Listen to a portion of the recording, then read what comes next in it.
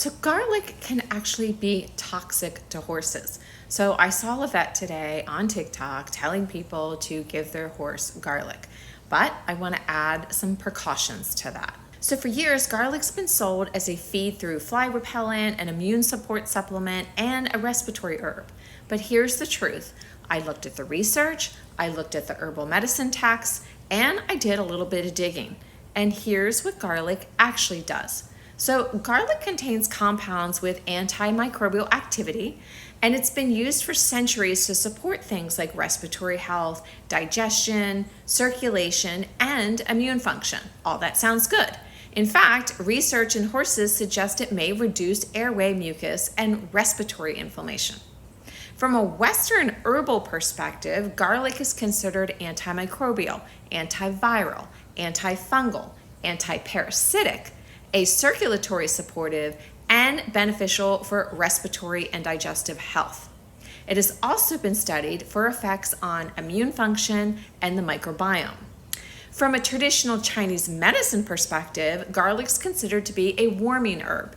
It's used to disperse cold, transform phlegm, support digestion, address certain types of dysbiosis and stagnation, and promote circulation. So very similar. In Chinese medicine, it's not considered a neutral herb. It has a very specific energetic action. And garlic is not without risk. So research has shown that garlic can affect red blood cells. High doses have been associated with Heinz body anemia, and even lower doses fed over a longer period of time have been associated with declines in red blood cell parameters and hemoglobin.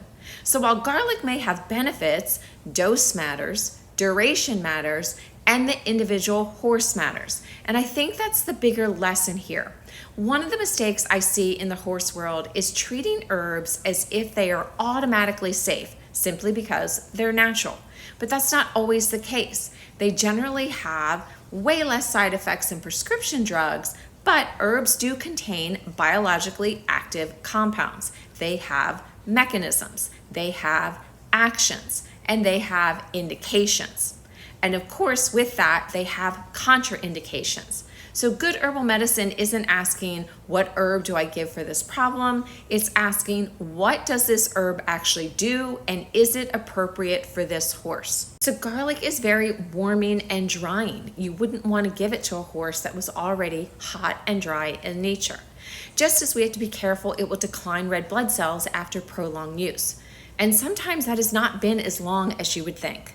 To safely use herbs, we have to understand the actions, the properties, the benefits, and the precautions so that we can use it intelligently.